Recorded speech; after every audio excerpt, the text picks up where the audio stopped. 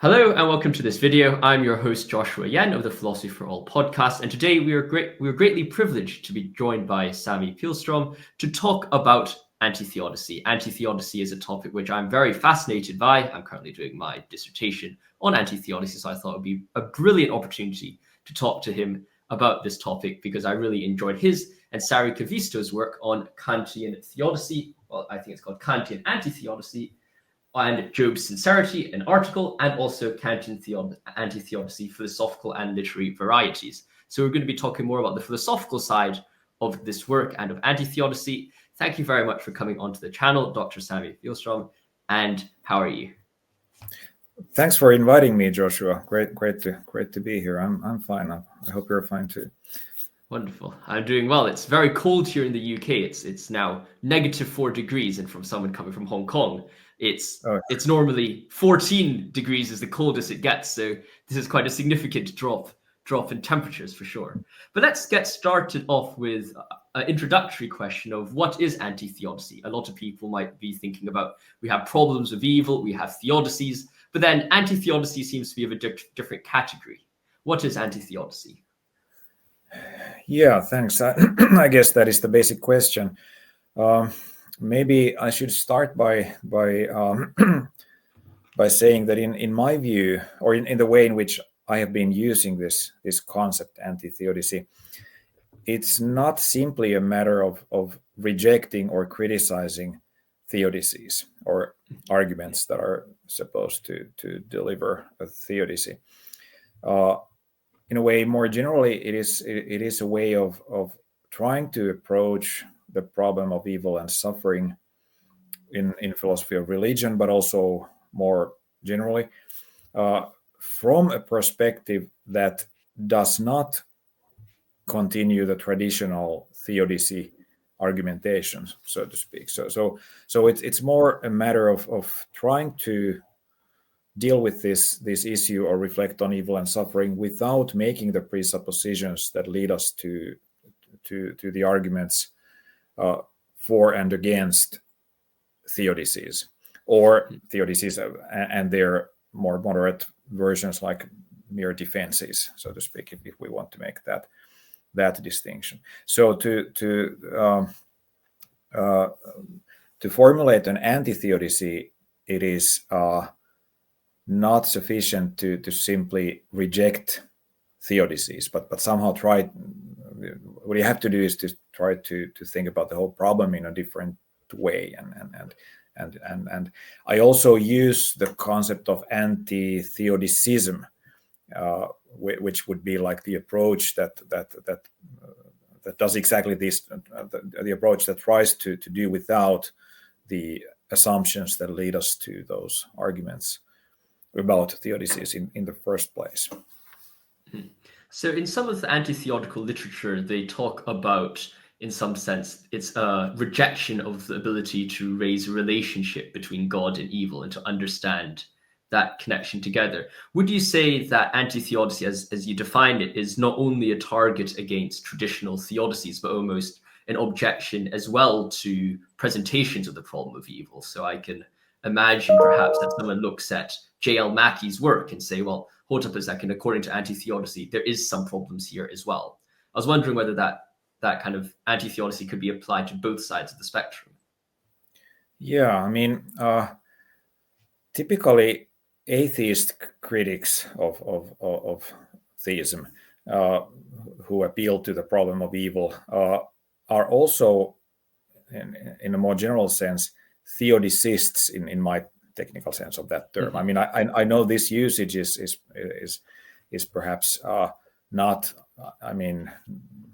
not very common. I've tried to suggest that this is a way of using these concepts. So theodicism and theodicist presuppositions, or theodicist logic, as we might put it, in a way defines the entire debate between theism and atheism regarding the problem of evil and suffering.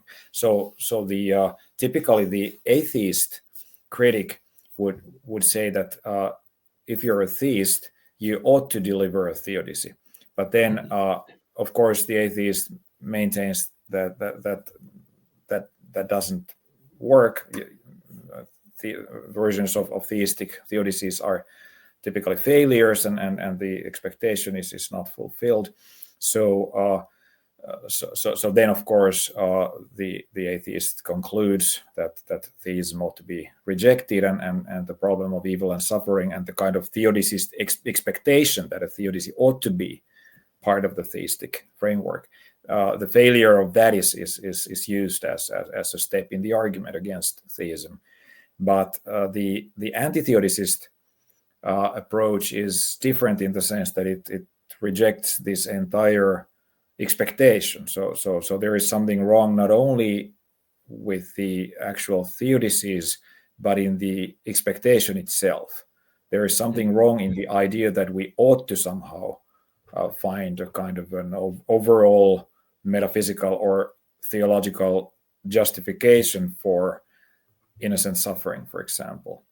That is the problem, the kind of root problem of the whole thing, and that leads to all kinds of trouble. So anti-theodicism is an attempt to do without that. That's very fascinating. And one of the things which came very present when I was reading your work is the history of anti-theodicy. It goes back, in some sense, even before, when we think about, I guess, modern contemporary debates in the analytic philosophy of religion about the problem of evil. We have Mackey, we have a few thinkers which goes back to the kind of the mid 20th century. Then we can see maybe Voltaire and Candida and Leibniz in the Enlightenment. But when we read your work and we turn to potentially anti-theodical movements in theology, it seems to go all the way back to the Book of Job. And one of the things which we also talk about is development in anti-theodicy with Kant as well. So I was wondering, how has anti-theodicy developed as a movement, and how does its relationship engage with the development of theodicies as well?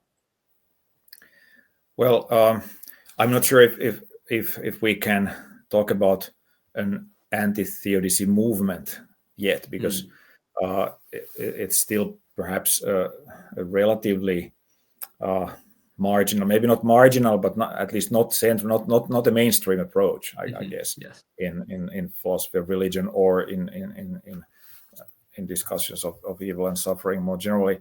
It's an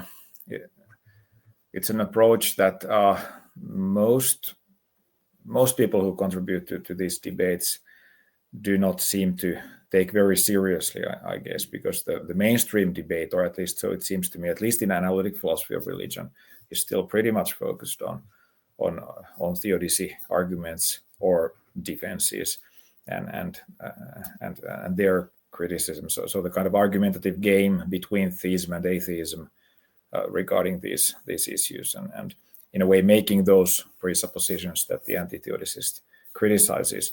But actually, the term anti-theodicy, as far as I know, was coined only in the late 1990s by Zachary Reiterman,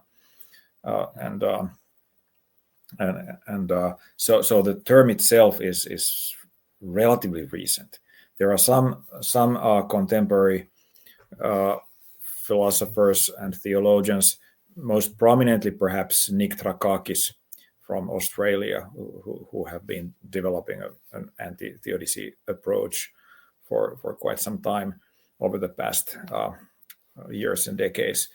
But maybe talking about a movement is that sounds maybe a little bit exaggerated, but of course I'm sort of hoping that people would turn more interested in this and turn toward anti-theodicist ways of thinking. But then if we think about the kind of history, or maybe prehistory, regarding the history of the problem of evil and suffering in general, of course we can say that it all goes back to the Book of Job, and the issue of innocent suffering is obviously the key topic there. I'm not a biblical scholar at all, so anything I'm saying about that is of course philosophical. I mean, my own background is purely in philosophy, not in theology, although I'm professor of philosophy of religion.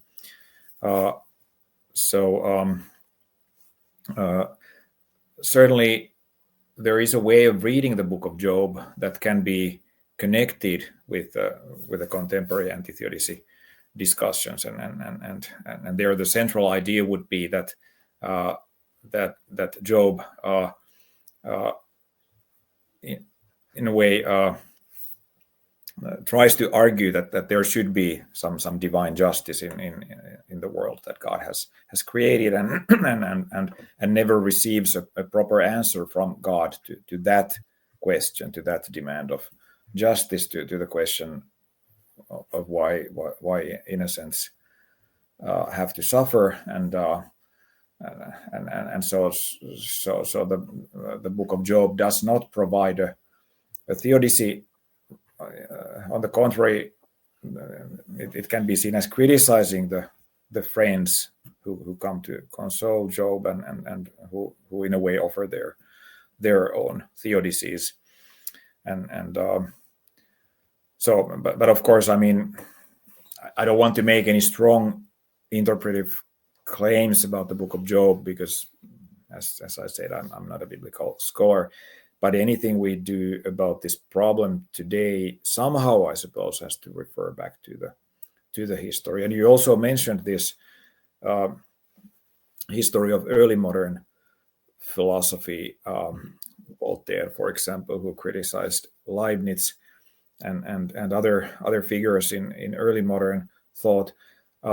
Regarding that history, I would recommend Mara van der Lucht's recent book, or 2021, I think, called Dark Matters, the Pessimism and the Problem of Suffering, which also uses the concept of anti-theodicy, but is more centrally focused on what she calls the pessimistic tradition in early modern philosophy, and the problem of innocent suffering obviously is the key there, and that history culminates in Schopenhauer's pessimistic philosophy. That's quite fascinating.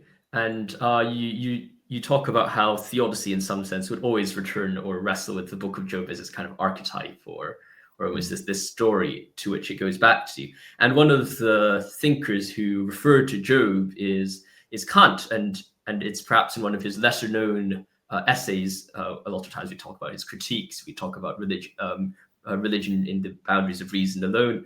But we have his essay on the miscarriage of all philosophical trials in theodicy, where he discusses the potentiality of theodical knowledge and to be able to present a theodicy. Can you perhaps summarize the argument for our viewers about Kant's perhaps usage of Job, but also the challenge towards theodicy that Kant provides in this essay? Right. Yes, it's as you said, it's one of those works by Kant that is not as well known as his main works, the three critiques in particular. It's from 1791, so it's a relatively late work by Kant, after the three critiques, and it's a short article, like a 20-page text. Of course, there would be other works by Kant that are highly important and relevant to these issues. The whole Kantian moral philosophy and philosophy of religion is obviously connected to these issues, and especially the concept of radical evil in Kant's Religionsschrift, religion within the boundaries of mere reason, which is also from the 1790s. But this short text, the so-called theodicy essay, is the piece where Kant directly and explicitly deals with theodicies. And well, I guess we can say it has both a negative or critical and a positive or constructive part, and negatively it rejects or overcomes or claims to overcome not only all actual theodicies but all possible theodicies, like rational, speculative, theoretical theodicies, or he also uses the concept of doctrinal theodicies, and there he like in the spirit of his general architectonics, he makes careful distinctions between different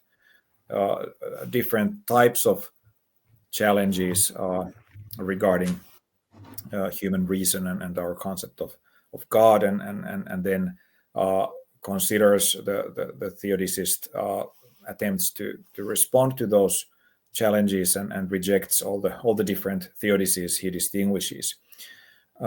So sorry. So although I don't think he even mentions Leibniz explicitly there, still we could see Leibniz's theodicy of the best possible world as being one of the targets of the criticism. But generally, as in Kant's critical philosophy, more generally, we can say that that the theodicy essay targets all those attempts to claim to know something about the transcendent, about whatever divine reasons there might be for evil and suffering, or for, well, he uses the technical term counter-purposiveness in the world, Zweckwidrigkeit, and yeah. So in that sense, it's well in line, I guess we can say, with the critical philosophy, because any attempt to claim to know something about why God, if there is God, would have good reasons to allow suffering. All those attempts are firmly rejected, and then there is this other part where Kant turns to the Book of Job, which is kind of somewhat unusual for Kant to deal extensively with the biblical text. It's not a normal thing for Kant to do, I guess, and he considers this exchange with Job and the friends, and also Job's relation to God, and this kind of revolt, Job's revolt against God in the demand for justice and demand for explanation and justification, and he there emphasizes the idea that in the figure of Job, what is most important may be slightly neglected because the tradition, especially the Christian tradition of reading the Book of Job, has so much focused on for example, Job's patience in suffering. In contrast to that, Kant emphasizes as Job's most important virtue his honesty and sincerity, Aufrichtigkeit, and like truthfulness, Wahrhaftigkeit. These are the kinds of words that he uses in the text, and so Job's sincerity, in the sense that he sticks to his view that he has not sinned, he hasn't done anything on the basis of which his suffering would be deserved in some big picture of things, like according to some divine reasons or whatever, and he rejects these friends' attempts to explain or justify from a kind of in a way from God's point of view why those sufferings take place, and he sticks to that. He doesn't accept any pseudo justifications, or in our terms any theodicies that might be put forward in order to justify what is happening to him, and there Kant says something like this is like the most important virtue that Job has, this inner truthfulness, and he speaks as he thinks, and not in the way the friends speak, who are like religious flatterers, in the sense that they try to explain why God might have good reasons to allow Job's suffering. And I guess by extension we could suggest that in the contemporary theodicy discussion, many of those thinkers who try to formulate theodicies, they in a way take the role of Job's friends instead of Job himself. That's quite fascinating, and perhaps we can. I think there's two aspects I want to delve into here a bit more. There's the doctrinal side of his criticism of doctrinal theodicy, and his criticism of or his promotion of authentic theodicy in relation to Job. Perhaps when we think about Kant's criticism of doctrinal theodicy, there's of course the clear idea of his limitation of humans' ability to achieve some form of transcendental knowledge, some knowledge about God, and in that sense, the implications on theodicy are somewhat obvious. I guess you could think, okay, we cannot say much about what God is and God's relationship with evil.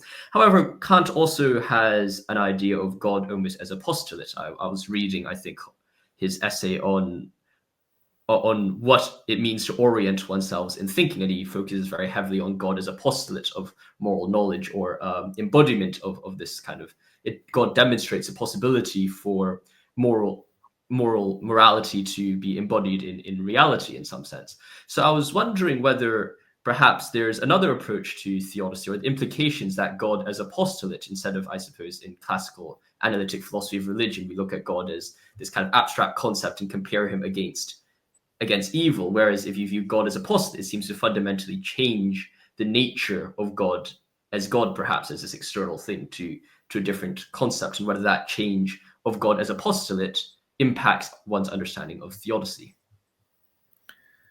Yeah, I think that is an excellent question, and of course there is no consensus among interpreters of Kant regarding these issues. How exactly to understand Kant's account of the existence of God as a postulate of practical reason? In a way, everything begins from the rejection of our ability to know anything about God's existence or the immortality of the soul, for example. Those arguments are presented in the critique of pure reason and are part of Kant's theoretical philosophy, so to speak. But as you know, when we move on to Kant's moral philosophy, practical philosophy, the critique of practical reason in particular, then what we have there is this peculiar doctrine of the postulates of practical reason, including God's existence and the immortality of the soul. And those are things that we need to postulate in order to be able to be fully committed or consistently committed to what the moral law requires us to be committed to, and in particular to pursuing what Kant calls summum bonum, the highest good, which is a kind of a harmony of moral virtue and happiness, which, as we know, does not really take place in this world, and in a way requires the postulation of both immortality and God. But of course, the important thing is that we cannot know anything about the reality of those things. They are in a way mere postulates, and something that our commitment to morality needs, but still morality binds us absolutely, and the moral duty, the moral law, the categorical imperative is absolute, independently of these postulates. So they are secondary to morality in that sense. Now, this is just a very, very brief and in many ways inaccurate summary of Kant's main ideas here. But regarding the theodicy discussion, I suppose the key question in this regard is whether these Kantian ideas of God as a postulate and the related concept of the highest good, the idea that in a way, in the long run, we can at least hope, although we cannot know, that moral virtue and happiness could somehow harmoniously in the end coincide. There is the question whether that in a way brings theodicy back to the picture, whether Kant is some kind of a theodicist after all, although he rejects these doctrinal or speculative theodicies in the theodicy essay. He does call this this account that he finds in the book of Job, he does call it authentic theodicy. So Kant, of course, does not use the concept of anti-theodicy. In a way, he still thinks he is delivering a theodicy, although it's completely different from all the other theodicies there are, and rejects this kind of rationalizing theoretical project of theodicies, because they would go against the principles of critical philosophy. But but it perhaps in my terms, or in the terms of the contemporary discussions, I would rather say that that what we have in the theodicy essay, including its references to the book of Job, is a kind of anti-theodicy, without, of course, that term being used.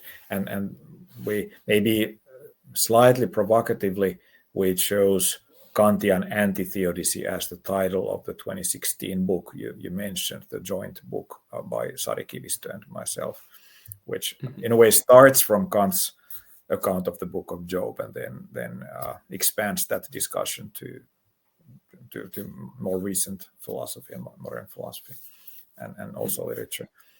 But I'm not sure if I answered your question about the postulate really, but it's a complex matter in Kant's scholarship, and I want to be very careful in making strong scholarly historical claims about Kant or any other historical classics.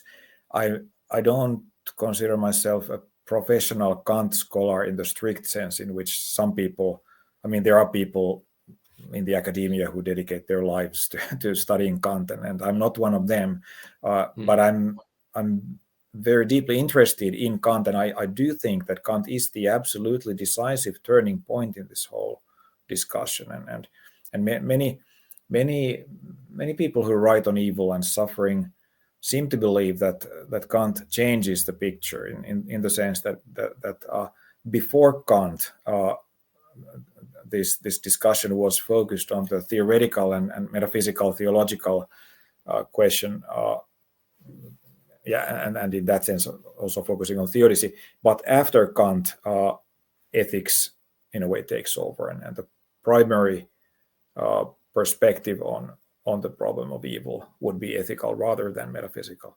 But of course, those are related, and we can. It's simplified to just put it in those terms. But I mean, people like Susan Neiman, for example, and others, Richard Bernstein, who have written important books on evil, they have also emphasized this crucial role played by Kant in the history of this problem. So I suppose we talked a bit about his criticism of doctrinal theodicy, and we've touched upon some aspects of authentic theodicy. I would like to perhaps apply that to someone who may be reading the anti-theodical literature and think about the distinction that people these days are trying to make between theoretical problems of evil and pastoral problems of evil, or existential problems of evil. It comes under different names, I guess. I was wondering whether you would suggest, not necessarily that this is a one-to-one symmetry, but rather that authentic theodicy, the ethical framework that Kant is providing for authentic theodicy, almost reflects the suggestion of some anti-theodicists of the need to recognize the existential problem of evil over perhaps the theoretical discussions. Do you think that is the tendency which Kant is trying to argue for, or is that perhaps a bit of a stretch to try to apply Kant to this discussion? Well, I think there is a clear analogy. As you say, in contemporary discussions, this distinction is often made. There is the theoretical problem on the one side, and then the kind of more existential or practical or pastoral problem on the other side, where you actually somehow have to deal with concrete cases of real suffering, where you're actually, I mean, for example, in a religious context, or perhaps in a pastoral context, you might actually concretely face a person who is undergoing some significant suffering, and then even many of those theologians and philosophers who want to continue to deal with this theoretical theodicy issue and continue that discussion, even many of them recognize that is not something that ought to be, or that is not something that is like obviously relevant to the more concrete, practical, or existential discussions, or in contexts where we actually meet people undergoing suffering. So there is this distinction, and I suppose we can say it is one version of this metaphysical, ethical, or maybe doctrinal, authentic, whatever. There are different ways of formulating these distinctions. But then I think the next step in this discussion would be to take a kind of we might say, something like critical distance to that distinction itself, especially, and now perhaps I'm coming to my maybe my favorite philosophical approach to these issues, and also many other issues in philosophy, namely pragmatism. And in pragmatist philosophy, including pragmatist philosophy of religion, we also take a kind of a critical attitude to the idea that we can simply distinguish between theoretical and practical, or metaphysical and ethical questions or discussions. There is no such sharp dichotomy there, and here I would go on to cite philosophers such as William James, for example, who in my view also is an important critic of theodicist ways of thinking, and who has interesting things to say about evil.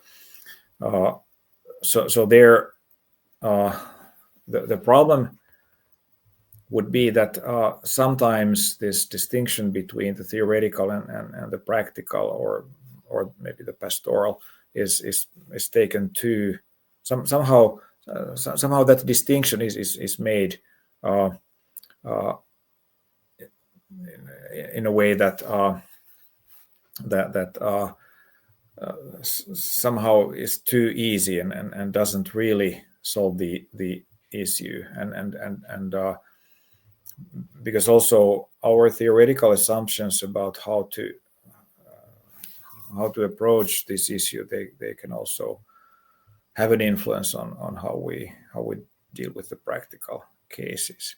It is important that even people who continue the theoretical theodicy project recognize the need to do something else when they move to, for example, a pastoral context. But simply making that distinction can also be problematized, especially from a pragmatist perspective.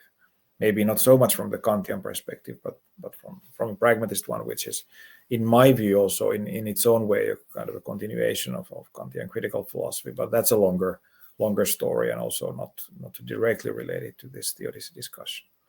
Mm-hmm. What may also be quite interesting in relationship to this distinction between theoretical and pastoral is perhaps the works of later Wittgenstein when it comes to different language games and different religious contexts. And a lot of work in the problem of evil seems to, at least with anti-theodicy, seems to develop or try to integrate some Wittgensteinian thoughts, especially the D.Z. Phillips, into anti-theodical debates. And one of the questions that then arises is, with this, perhaps, let's assume there is this distinction between theoretical and pastoral, not to say that these always work, as you note, and I think there is good reason to kind of recognize a blurring of the lines. But when we think about the God of the philosophers, which you often find in the works of J.L. Mackie, where he talks about God as wholly good and omnipotent, and it has this kind of abstract concept of what God is to be, versus the God of the religious context of Christian or of Abrahamic religions, you have a God which on one hand seems to do great good, but on the other hand commands the genocide of the Canaanites. There seems to be some dichotomy with that religious context. Do you think that this concept of God, this almost this language game of God, falls into very much the pastoral debate instead of theoretical one? Because the theoretical seems at sometimes to be, even if one grants a theoretical debate, it could just be the case that the God which has been defeated is not the God of anyone's religious beliefs. How does one integrate, I suppose, the religious context into the problem of evil? And is there a way to bring it back in? Yeah, another really fascinating question. Yeah, I guess we can talk about different language games being played here. Although Wittgenstein himself did not have very much to say about the problem of evil as such. Of course, Wittgenstein's later philosophy provides a starting point for an entire tradition in philosophy of religion. As we know, there is such a thing as Wittgensteinian philosophy of religion, and you mentioned Phillips, for example, who was one of the most prominent figures in that tradition, and there a typical argument is that this theoretical discussion in for example, mainstream analytic philosophy of religion, if there is such a thing, the kind of typical discussion there focuses on an abstract philosophical concept of God that, exactly as you said, may not be relevant in actual religious contexts, especially the kind of more existential contexts where we somehow have to face real suffering, and then if a philosopher formulates a theoretical theodicy using some theoretical ideas about God in this abstract philosophical sense, that only has very limited relevance when it comes to discussing the actual suffering there is. And also then there could be this tendency of making some anthropomorphic assumptions when it comes to characterizing the concept of God. For example, when theodicist philosophers speak of the reasons or the moral reasons that God might have or might not have for allowing certain sufferings to take place, for example, then they assume that that in some sense God is just one moral agent among others, and in a way acts in the same moral universe as human beings do, and has reasons or fails to have reasons pretty much in the same way as human beings may have, only with different and indeed omnipotent capacities and so on. And according to many Wittgensteinian philosophers of religion, not only Phillips but also many others, this often creates misunderstandings and kind of category mistakes or cases where you confuse different language games and then in a way the meaning of the concepts that are being used is unclear or even disappears. Phillips is one of the leading figures, or was, but there have been many others as well. Genia Schönbaum's for example, is one of the recent contributors to those criticisms of theodicies in the Wittgensteinian tradition. So I suppose when the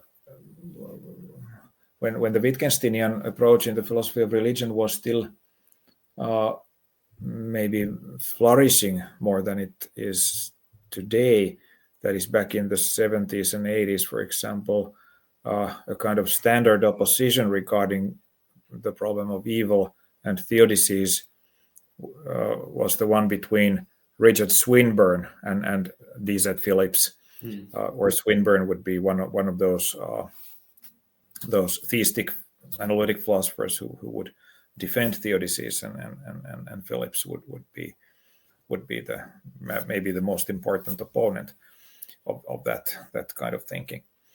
So in my broad sense, this Wittgensteinian anti-theodicy, if we may put it that way, is one of the contemporary approaches that follows the Kantian and anti-theodicy project, not explicitly. Usually these Wittgensteinian philosophers do not refer to Kant that much and do not see their approach as Kantian. But I think we can perceive important, at least quasi-Kantian or Kant-inspired ideas at the background there. That's very fascinating. And talking about more contemporary influences, we've talked a bit about Kant in the early moderns, and now we've talked about Wittgenstein. We perhaps in your joint work with Sari Pihlström, you also raised some of the literary expressions of anti-theodicy, and notably Sari Pihlström worked more on the literary side than the philosophical side in the work. But perhaps when we're reading some of the anti-theodical works, you raised previously Nick Trakakis, and Nick Trakakis's worked quite a lot on Dostoevsky and Dostoevsky and anti-theodicy. Perhaps someone might look at literature and say, well, we're bringing out a lot of anti-theodical sentiments from literature. How are we meant as philosophers to engage with literature in perhaps a philosophical way, and how does one extract these philosophical arguments? Because it doesn't seem necessarily a very straightforward task. Yes, it is always a complex task to to somehow identify a philosophical idea or argument in a literary work, while also continuing to approach that literary work as literature, not just some like a literary expression of a philosophical idea. That's a kind of a reductive way of reading literature, and I'm certainly not encouraging that. And you're referring to the joint book by Sari Pihlström and me called Kantian Anti-Theodicy: Philosophical and Literary Varieties. And in that book, we tried to find some analogies between these different contemporary or relatively recent anti-theodicist philosophical ideas and some literary works that could be taken to exemplify at least some of them. And certainly the claim is not that some philosophical argument would be somehow already there in some obvious sense in the literary work itself. With some effort, some interpretation, we may perhaps propose that the work could be read in such a way that we find that philosophical idea there, and that could be an interesting way of reading that literary work. But certainly we never want to make the claim that the literary work would somehow be reduced to simply exemplifying some philosophical idea. I mean, my co-author in that book, Sari Pihlström, she's professor of comparative literature, so she's more responsible for the literary side of that work, and I'm for the more philosophical side. But of course, the very idea there is that these are entangled and very closely entangled and inseparable. But you're right. Nick Trakakis is one of those recent anti-theodicists who focus pretty strongly on Dostoevsky, and Dostoevsky is obviously one of the key literary references, because there's the famous rejection of Theodicies in Ivan Karamazov's speech in the Brothers Karamazov. It's a famous passage and often referred to in this context. In our book we did not deal extensively with Dostoevsky for the simple reason that we're not scholars of Russian literature, and we thought it would be important to be able to at least read the literary work in its original language in order to make some scholarly, like literary points about it. But of course, we very much appreciate the significance of Dostoevsky as one of the key literary references in this anti-theodicy context. Mm-hmm.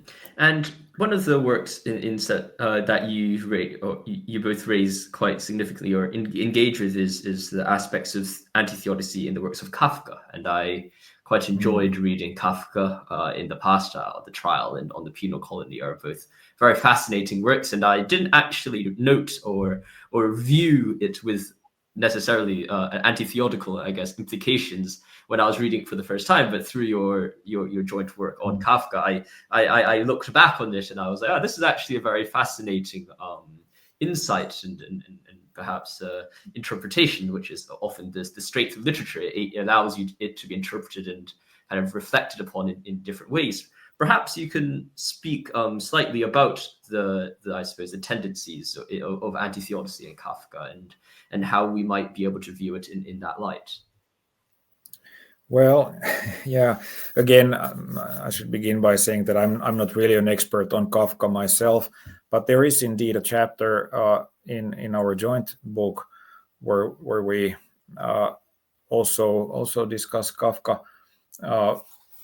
partly, if I remember correctly, in relation to Levinasian anti-theodicy. So Emmanuel Levinas is another major 20th century philosopher who can be taken to belong to this anti-theodicy tradition or movement or whatever, a major critic of theodicies. And of course, there one important feature is this Jewish context or the kind of Jewish philosophy where which takes an important anti-theodicist turn, I suppose, after the Holocaust and the attempts to somehow respond to that. Obviously, Kafka's work is earlier than that, so we have to keep that in mind. But if we think of Kafka's famous novel, The Trial, for example, I guess we can perceive there a kind of a situation which is not that far from these theodicy discussions, because there is the individual somehow trying to figure out what the higher powers, so to speak, in the absurd world are, and what their reasons are, and what they are demanding of him, and he cannot really understand what is happening to him and why this trial is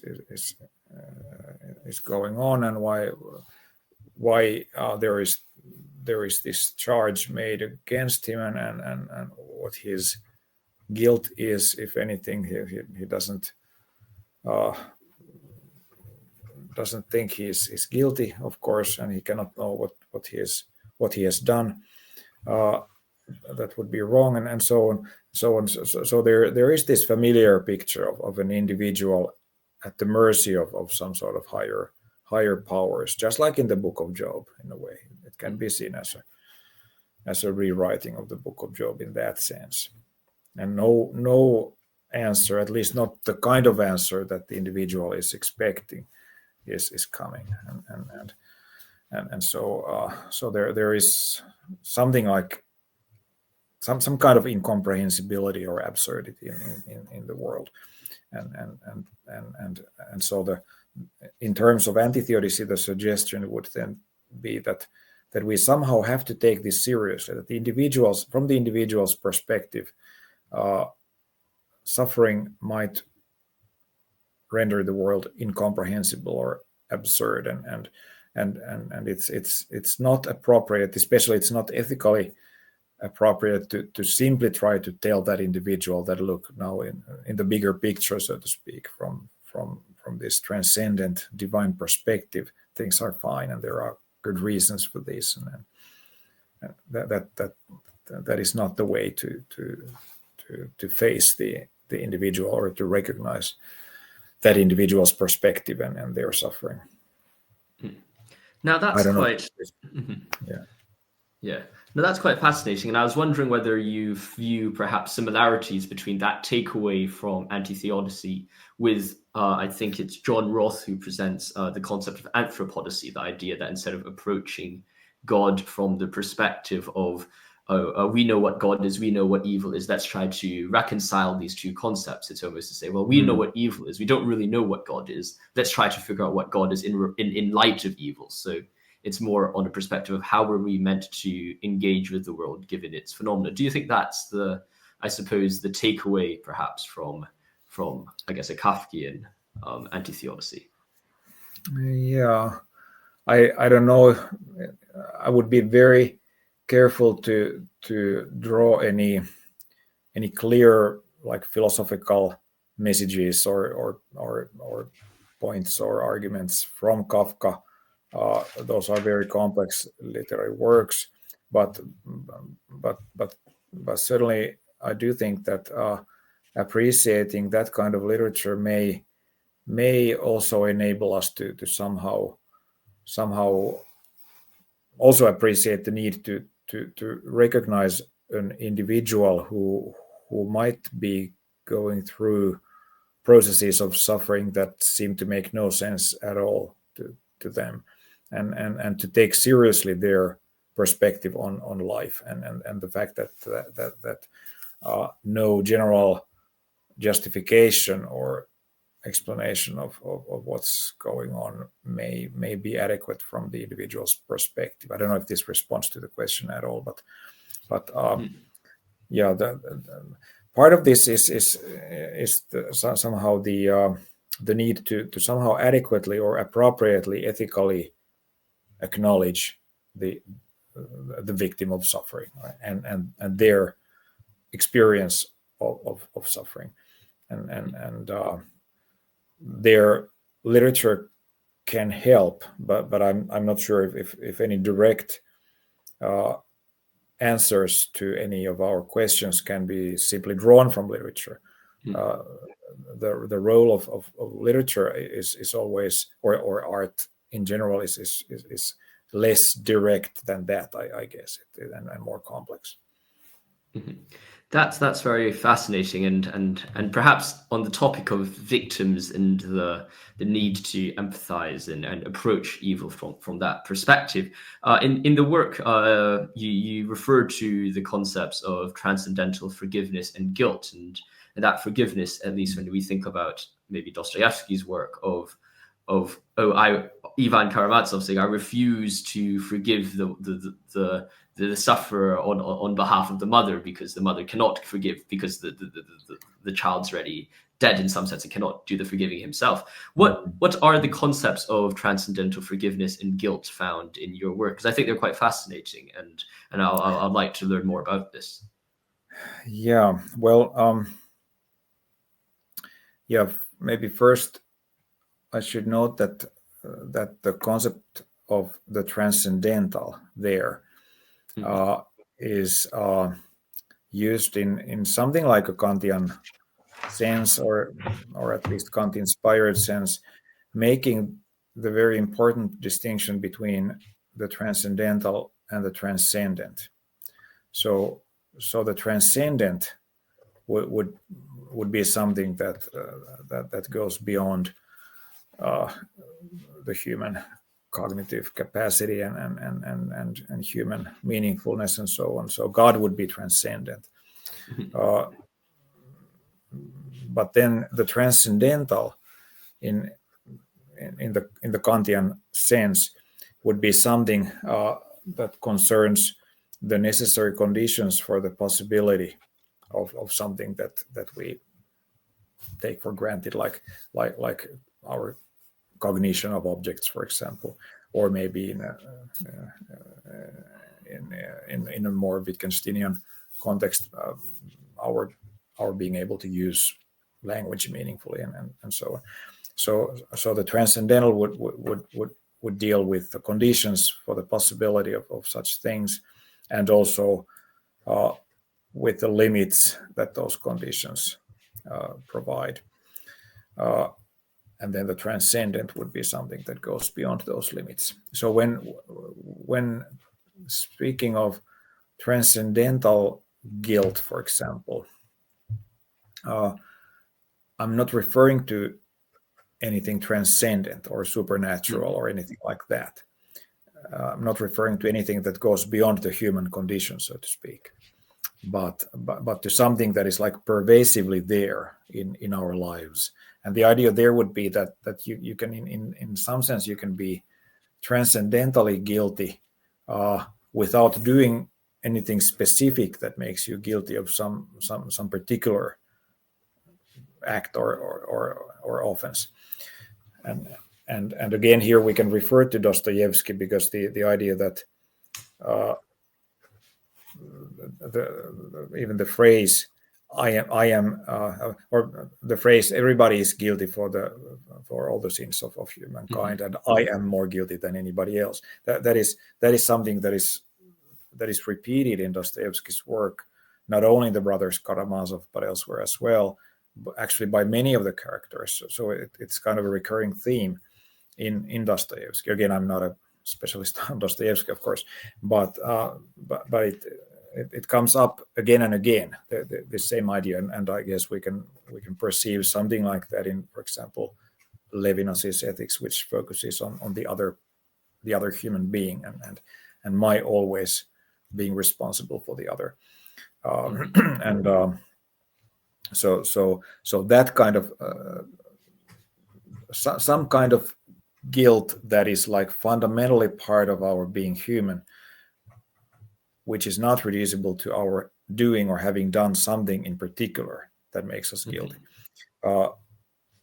Previously, I mean, earlier than this Kantian Anti-Theodicy book, I wrote something on this transcendental guilt, also referring to the very important small book by Karl Jaspers called Die Schuldfrage, The Question of German Guilt, I think is the English translation, which he published right after World War II, and where he considers different concepts of guilt, including what he calls metaphysical guilt, and that would probably be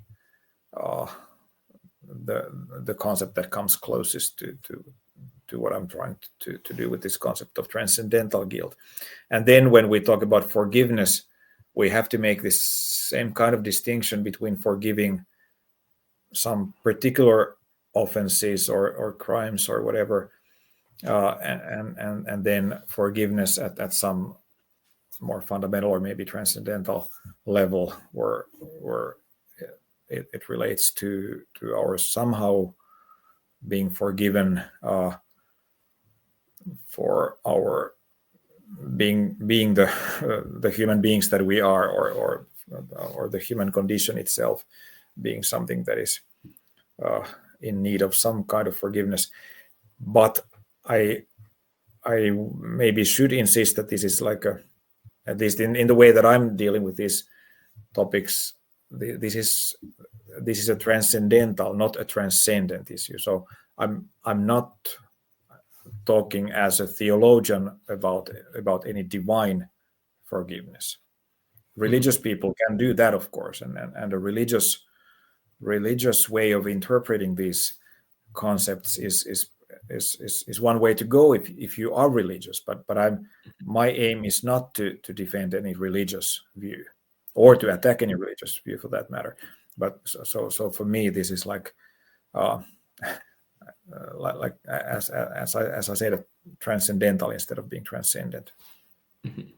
This is quite fascinating, and of course, with the concepts of forgiveness and guilt, there's also, it's almost reciprocity, or it's almost assumption of the existence of some evil which is kind of targeted or that has occurred. And we've talked about anti-theodicy a lot from the perspective of our understanding of God and our relationship to these concepts. But I would like to question about, well, what actually is this evil that we're placing ourselves in dialogue with? Is it perhaps some really horrible, intense form of evil that occurs on certain cases. For example, in theodical dialogues, a lot of people actually, let's emphasize on the Holocaust, or in William Rowe's case, let's focus on the fawn in the forest. It's very specific examples. Or is it almost, I guess you could take a step back and say, well, perhaps using Hannah Arendt's terms, almost the banality of evil is almost this evil which kind of just occurs on not necessarily a very intense scale all the time necessarily, but also is just fundamentally there in our existence. What is this concept of evil that we're placing ourselves in dialogue with? Yeah. In my own work, at least so far, I haven't attempted to develop any full-blown theory of evil or any metaphysical account of what evil is. I think it is important to follow thinkers like Arendt and others. Richard Bernstein could also be mentioned here again, who suggest that evil is somehow multifaceted or irreducible to any single essence or anything like that. It takes divergent forms and so on. Arendt, in some of her correspondence, has this, in my view, interesting fungus metaphor. Evil is like a fungus spreading like underneath or underground, and popping up like here and there, like mushrooms do, and without having any single essence somewhere deep down there, but having a kind of a rhizomic existence in a way, and it can spread anywhere, laying waste the whole world, as she says, I think, without having a substantial essence. And that, of course, is related to her attempt to articulate this concept of the banality of evil. So evil, even very great evil, can be based on ordinary or relatively ordinary motives, instead of being or instead of emerging from any, as she says, satanic greatness or anything like that. And of course, the famous Eichmann book suggests that there is this this phenomenon of the banality of evil right there at the heart of the most horrifying historical examples of evil, such as the Holocaust. I mean, no matter whether Arendt's reading of the Eichmann case is accurate or not, it may very well be historically inaccurate and mistaken. Eichmann may have been, probably was, a fanatic Nazi and anti-Semite, but that doesn't make the concept of the banality of evil irrelevant.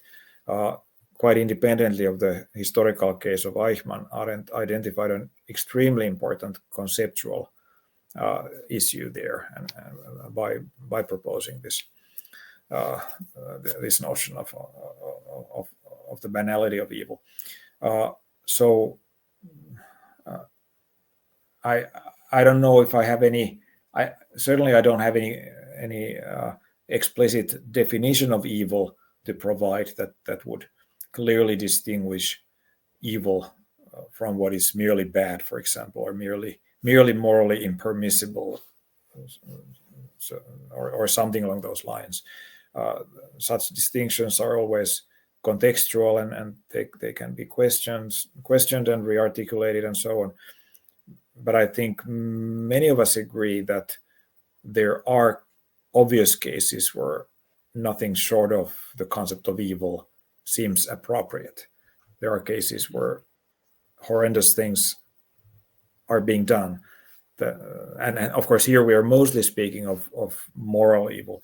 The problem of evil and suffering obviously also covers non-moral or merely natural evil, like natural catastrophes, for instance. But there again, we may need to take some distance to such simple dichotomies, because in many cases, or in most cases, it's also a matter of ethics and politics, how we respond to natural evils and catastrophes. Think of the COVID-19 pandemic, for example. Of course, the virus itself is entirely independent of human beings, a natural entity, not created by us, but the ways in which our healthcare systems and societies generally responded to the threat were human creations, and of course we need to focus on ethical and political questions when exploring those responses. Mm-hmm. That's very important. I think it's a helpful frame to kind of understand both our discussion of anti-theodicy, the concept of guilt, forgiveness, and also the conception of evil and what that means to us. Slowly wrapping up this interview, perhaps we can turn to the literary figures that we think about, that you refer to in your joint work on Kafka, Dostoevsky, Beckett, and others, and they all seem to have certain existential motivations and have been some of the forerunners of what people like to call perhaps existentialist literature or philosophy.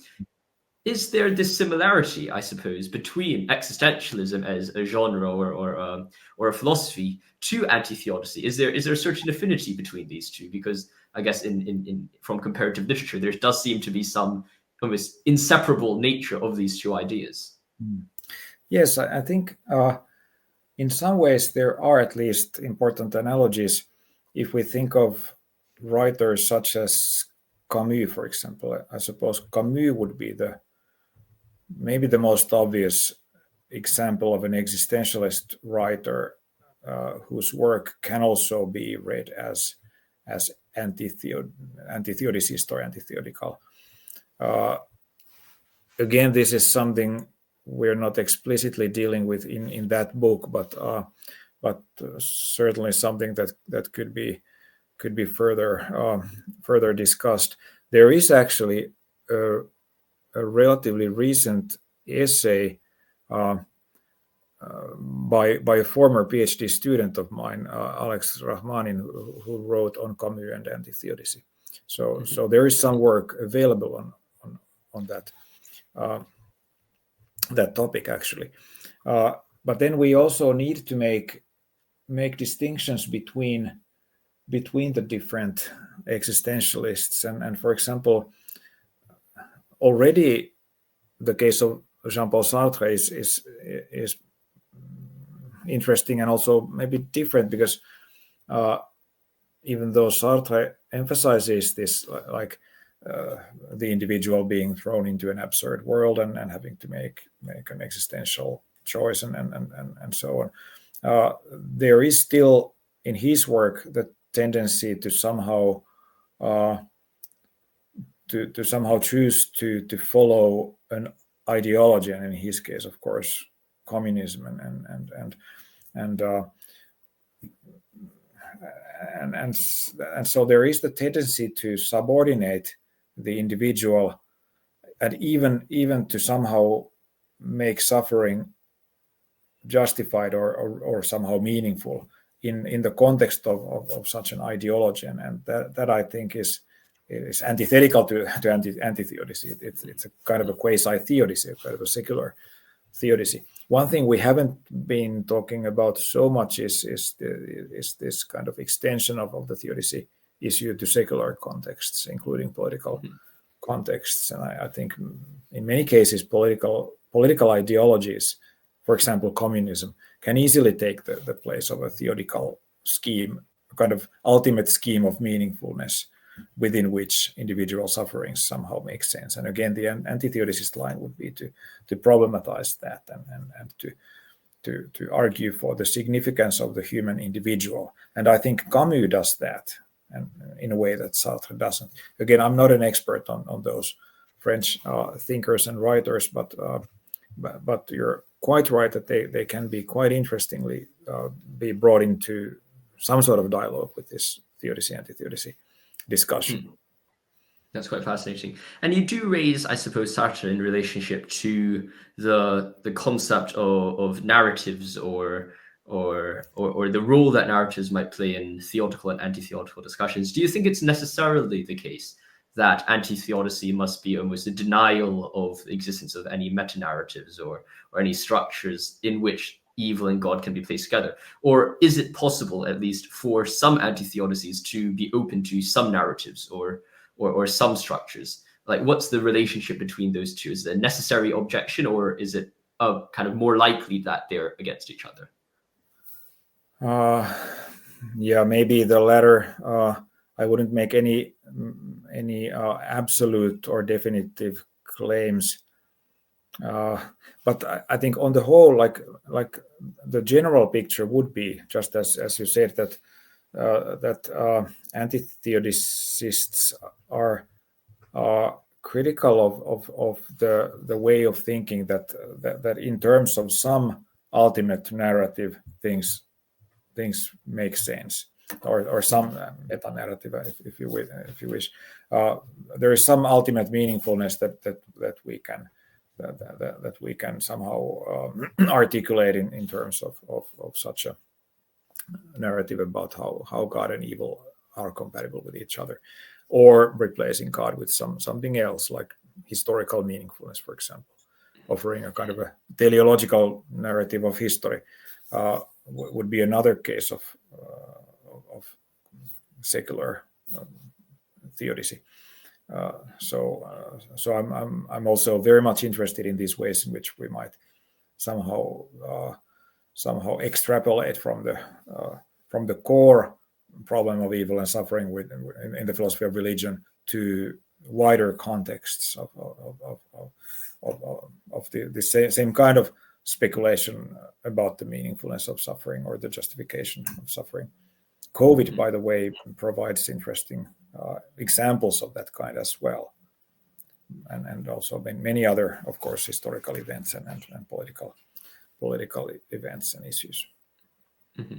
That's very fascinating, and definitely the implications of anti-theodicy on broader philosophy, political philosophy, ethics is very fascinating, and that's something that can be explored further. However, in light of time, and I've really enjoyed this discussion, perhaps to end off for those who may have approached or came to this interview without understanding or without this background in anti-theodicy, they might have a question of, well, where exactly does anti-theodicy leave us in relationship to God and evil? They might be an atheist coming on and saying, well, actually, this seems to challenge my whole prior approach to how I should conceptualize God and theodical debates. Or one might be a theist and come to this and say, well, actually, hold up a second. I think maybe anti-theodicy leaves me with a fundamental way to perhaps overcome the problem of evil in perhaps its analytical kind of philosophy of religion sense, but also leaves one face to face with almost this existential pastoral reality of evil, or at least a new framework in which evil should be engaged with or wrestled with.